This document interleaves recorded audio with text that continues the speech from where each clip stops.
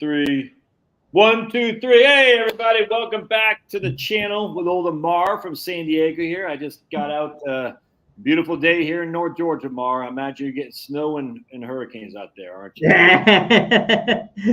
It's a beautiful day in San Diego again. Yeah, I got to be careful. Somebody may be like anti-San Diego. Why? Why would they be anti-San Diego? Yeah, because it's like Groundhog's Day here. Oh. Well, I thought because like the California, I was like, I hate California. It's like, okay, yeah. Whatever. Amar's not moving to. Let's put it this way: he's not moving to freaking Tennessee anytime soon. Okay, so you don't have to worry about Amar showing up with the California tags going to Tennessee or Idaho. Did you know Tennessee right now has the highest amount of inventory of single-family homes for sale? I just read it on an article. Yeah, I just read this article in Barron's. We're looking at like real estate and how different markets are drastically different, right? And in Tennessee, specifically Nashville, they have the highest inventory of single-family homes on the market right now across the U.S. Yeah. What's the lowest? Hawaii. Yeah, I don't remember. It was like one of those ones that I wasn't expecting. Yeah. That's crazy. Nashville area, huh? But I'm sure they're still way low compared to historical norms too. So. Oh, sure. I'm just saying at the present moment. Yeah. That's crazy, man. All right, so what we want to talk about in our half hour, everybody, is we want to talk about, because as much as I bash, fees and all that stuff, it's silly to say there's no value added to hiring a professional advisor. That's simply just not true.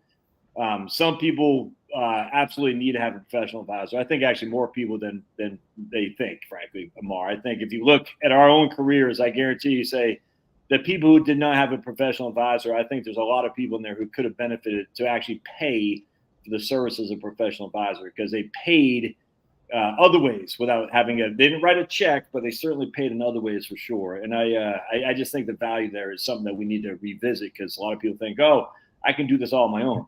Maybe I know enough about electricity to where I can mess around with it, but I'm not trying to I'm going to hire somebody to do stuff. I'm not doing that myself. You know what I'm saying? And as such, it's value added for me to hire an advisor to do that for me. Now, other people say no, that's fine. But so that's what I wanted to talk about here today, Amar. And should I bring up these slides that you got there? I think we should.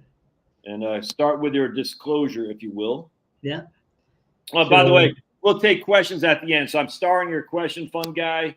And I got Cal's on here too. We got fun guys on here. So we will get your question at the end about Fisher, a fun guy for sure. So this will be a good one.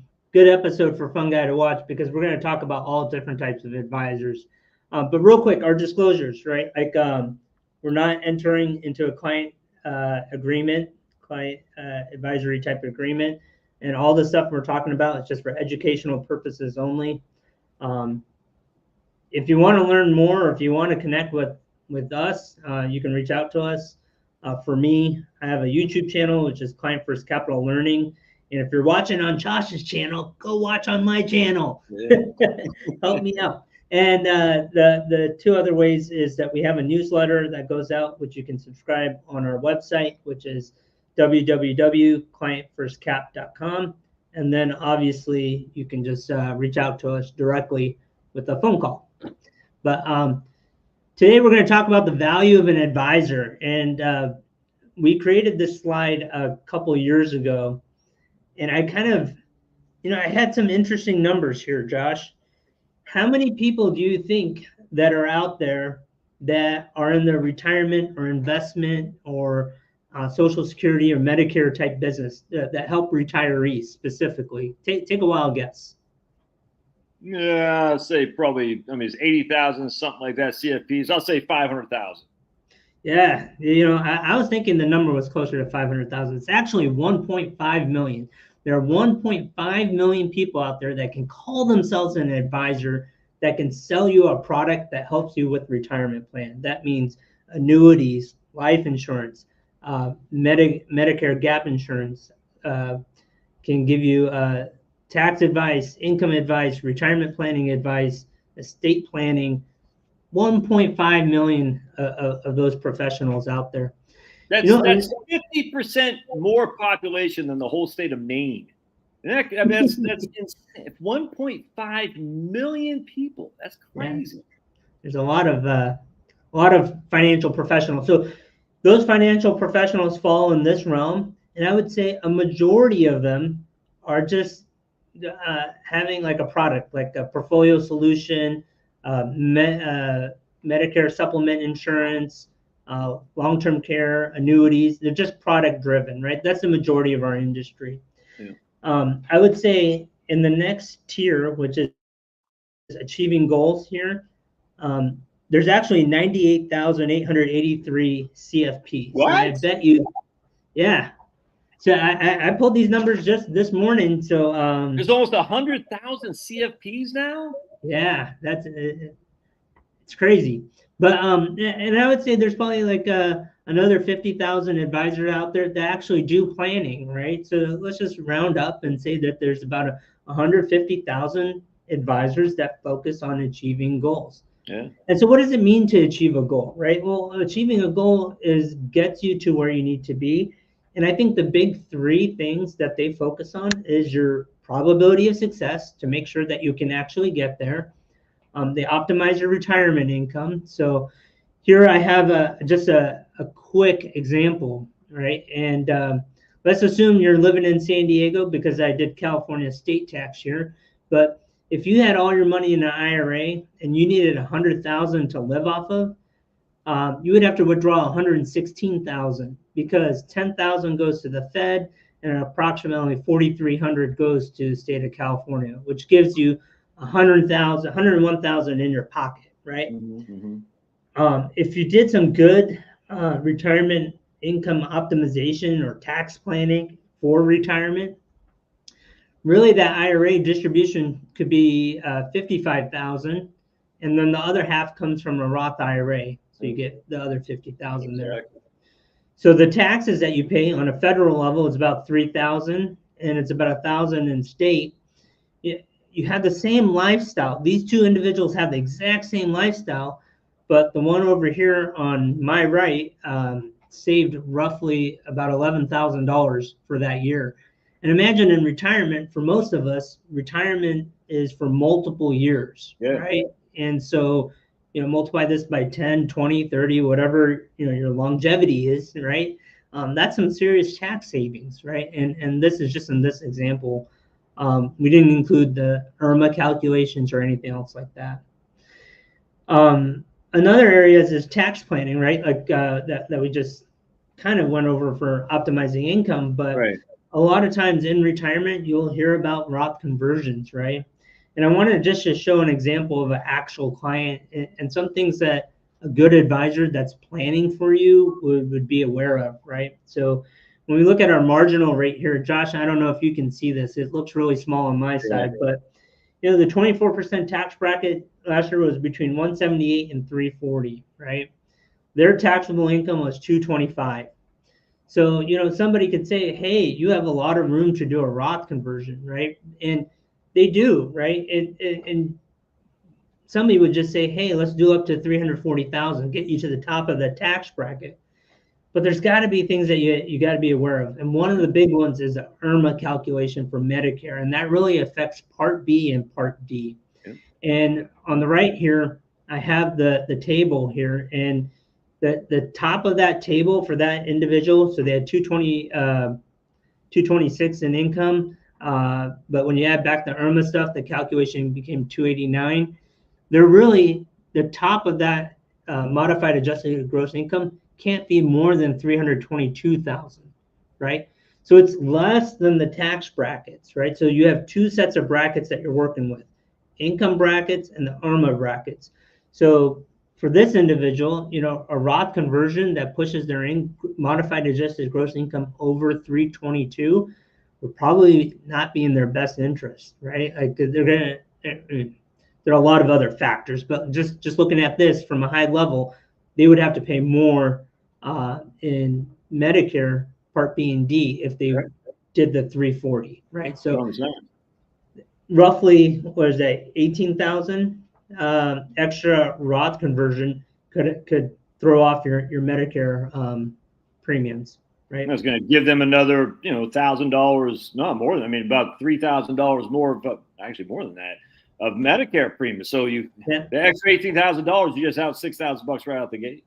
Yeah, and so the big three that I think of is optimizing your retirement income, minimizing your taxes, and then avoiding unnecessary risk, right? And so avoiding unnecessary risk, I think the core solution to that is just make sure you have enough cash on hand to weather any financial storms, any stock market storms. Nobody can predict the future. So you just need to have enough cash that you don't make an emotional decision and get off the wrong path there. And on that, we'll go back to that one just a second. And so right here, and then you factor in Social Security as well. Social Security is out there looming as well. So it's another turn that we got, tool that we have to use in terms of IRA, Roth IRA, Social Security, how to minimize the taxes and whatnot as well. And that's just, you got to look at all three. And a lot of people don't. They just don't, man. That's all there is to it. And that's the wrong answer.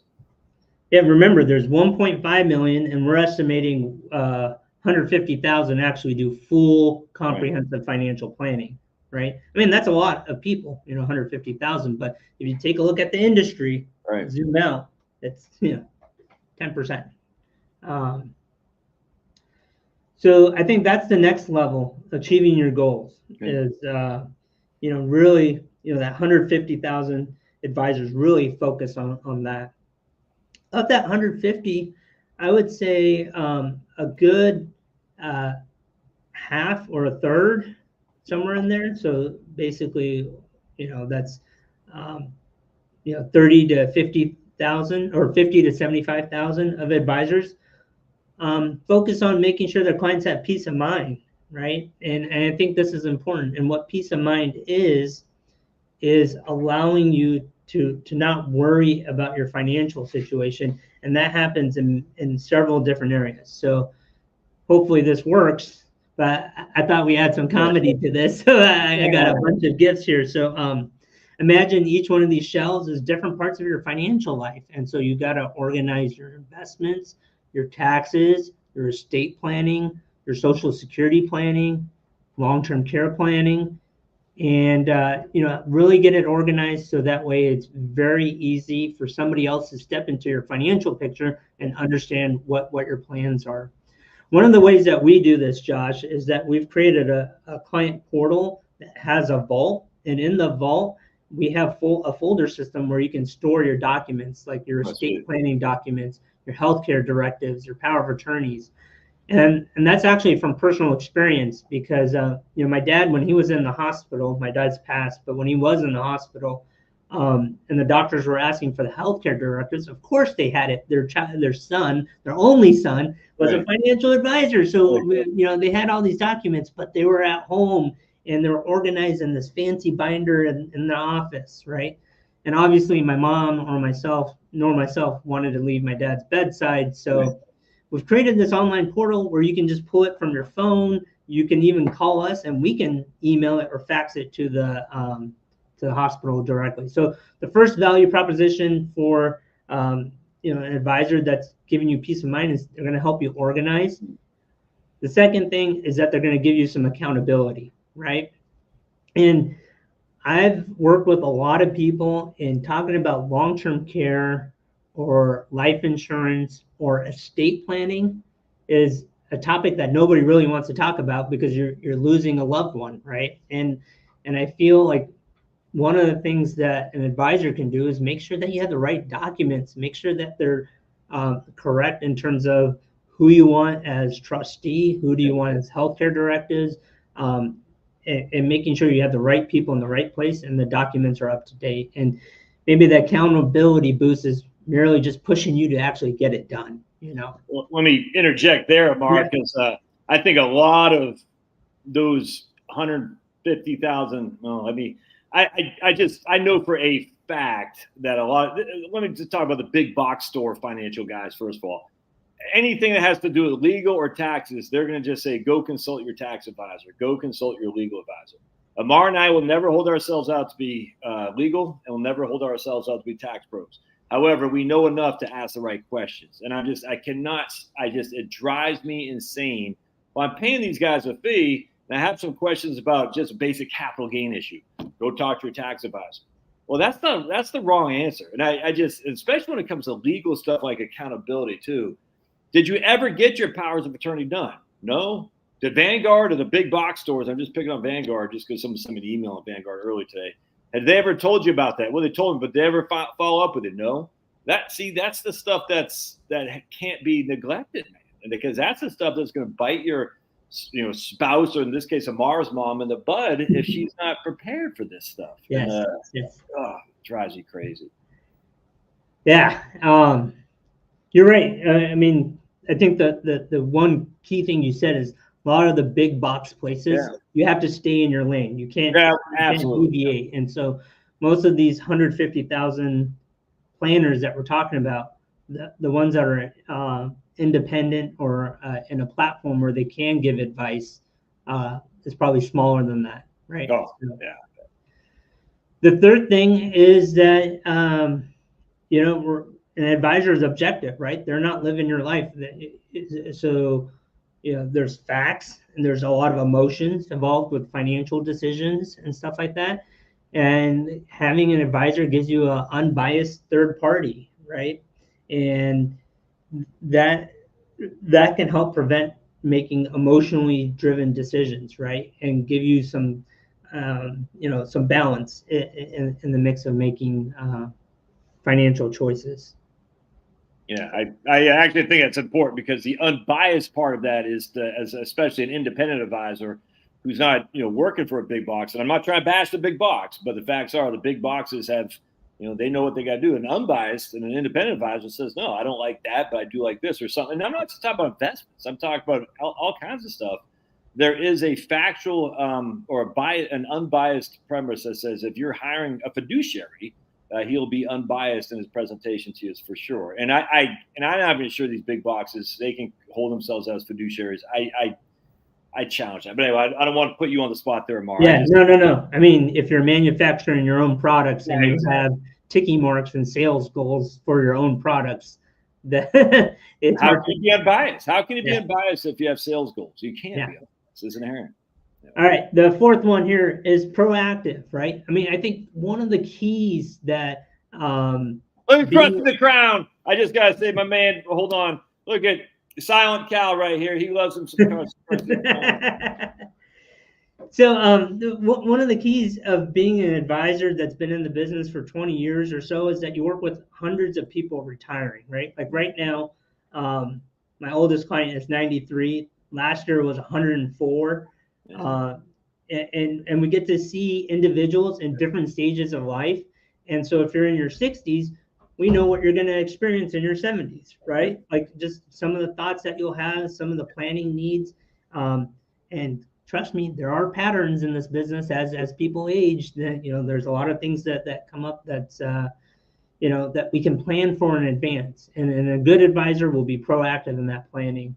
I'm gonna go a little bit faster just in the interest of time here, but keep going. Education, right?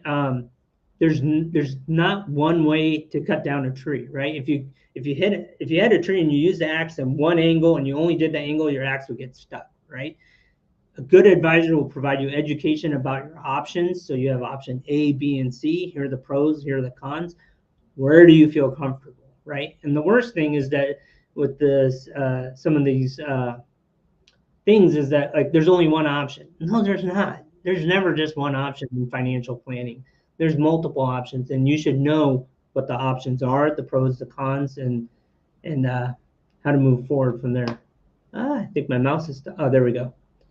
Lastly, it is a partnership. You got to have a good working relationship with an advisor because getting you to your goals is a partnership, and you want to find somebody that's vested in making sure that they get something out of making sure that you hit your goals emotionally, right? Yep. I mean, most of the good advisors that are out there, they're not just doing it for money. I'm sure that's part of it, but they're also doing it because they're helping people to do things that they wouldn't be able to do by themselves. They're actually kind of peeling the layers of the onion to get to the next level for those clients.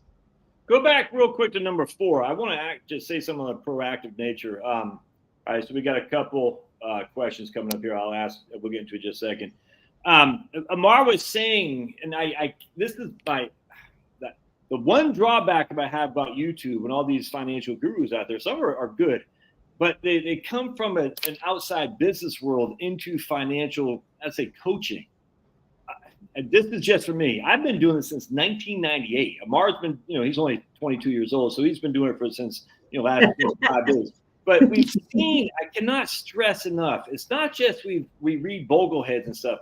We've actually been through real world scenarios of going back to the late 90s. We had not just the tech bubble, but this is after the Japanese tiger, all this stuff. And you can see it time and time and time again. And you develop a level of knowledge that some guy who used to work in, he used to be a Chick-fil-A spokesman, and now he sees some financial planning. Nothing inherently wrong with that. But has he actually been engaged with clients when the chips are falling off the table? And if the answer is no, then what is he doesn't even know? And then these DIY guys, it's like, you've never been in retirement. How would you know what you don't know? And you'll say, oh, I've seen my parents. That's just one sample. That's a sample. That's an N of 1, a sample size of 1, not statistically relevant. People have been around for a long time, have seen this. And I can't stress this enough, Amar, the lack of knowledge on real world scenarios for some of these financial guys that really, it's like kind of disturbing, because you're sitting there, some of these guys offer great advice, but you're like, man, that sounds good. But what if, actually I interviewed this guy yesterday, this professor, good guy. We're talking about the guardrail strategy. And he's like, man, the guardrail strategy for the last 15 years has been great.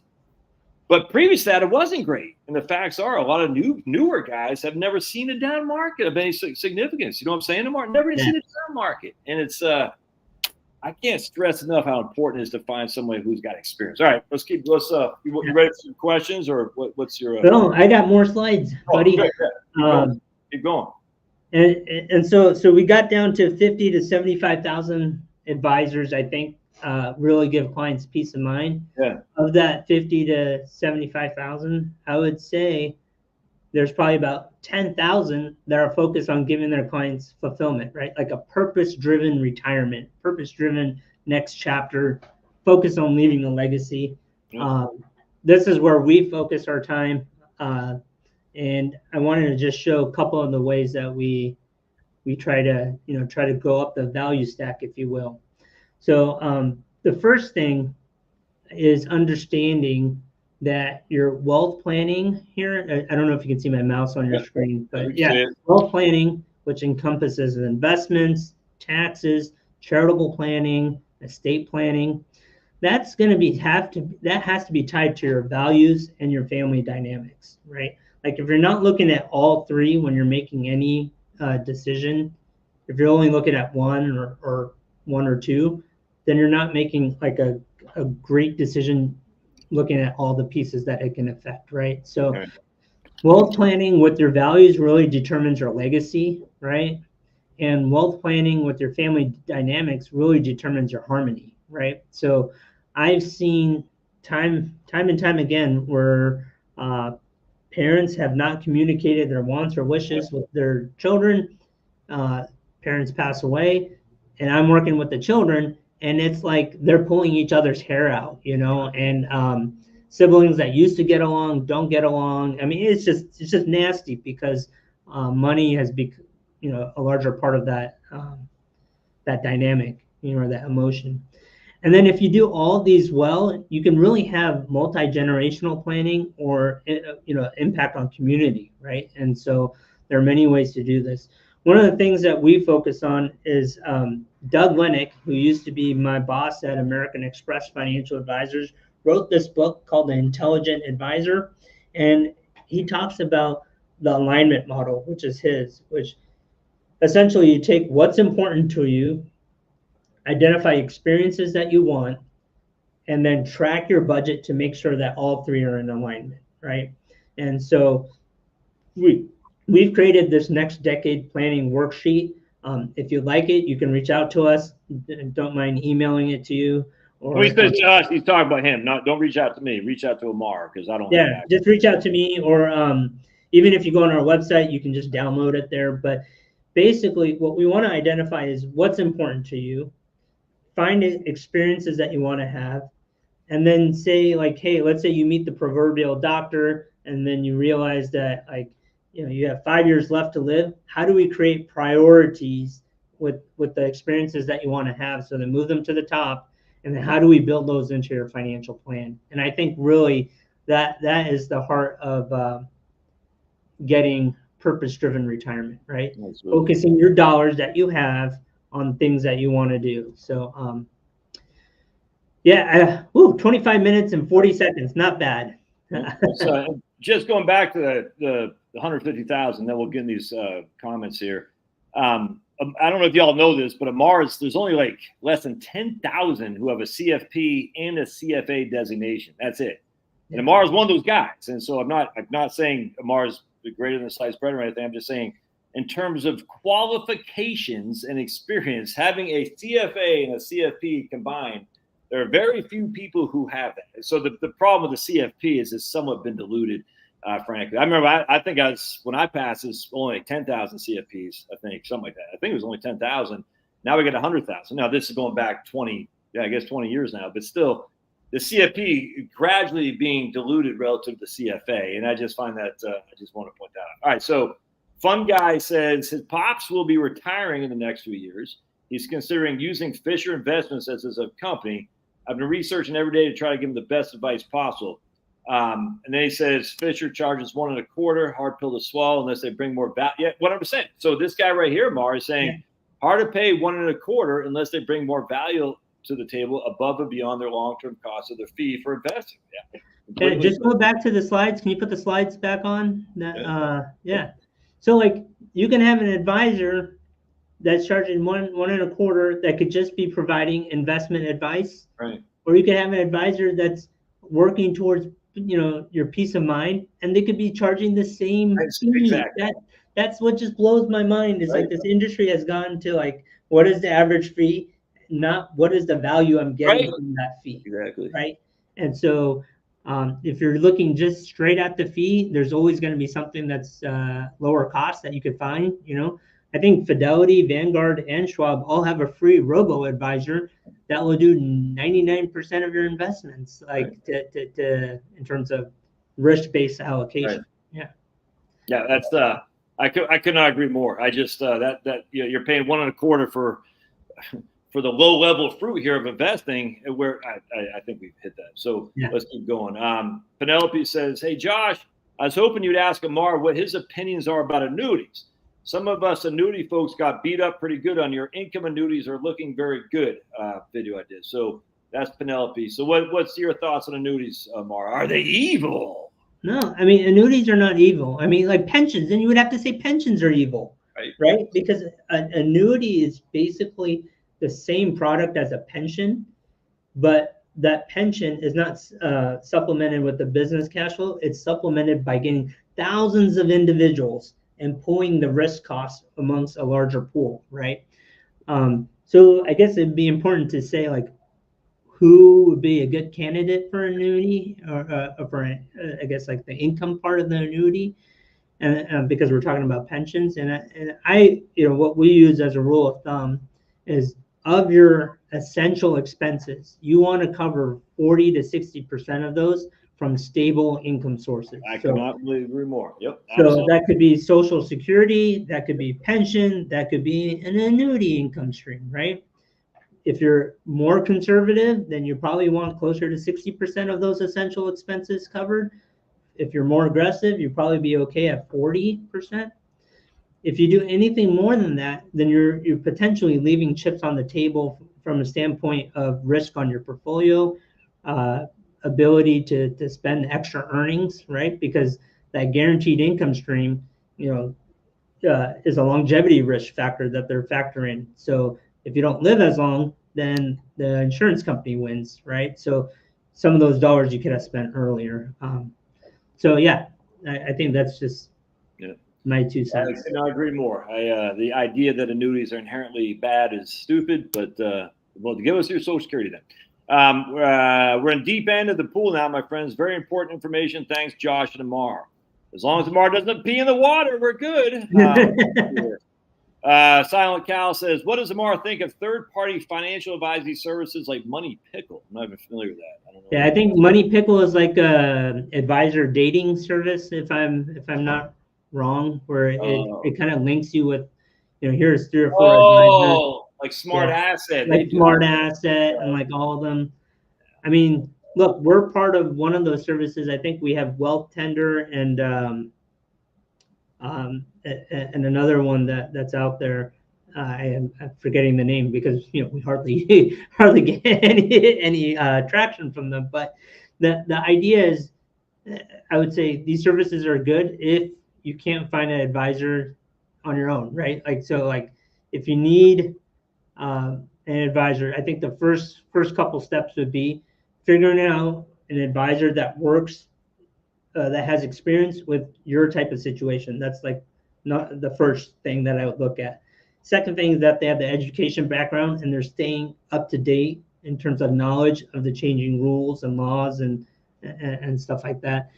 And then third is like a likability factor, right? And if these dating services or matching services, whatever you want to call them, help you find an advisor, then that's great. But you've got to do your own due diligence. Once you match with somebody, you got to do all the background research and all that to make sure that they're a right fit for you. My man, this guy, the FTM22 says, please talk to your family about your health and estate planning. My mother did not, and it's been a horror show.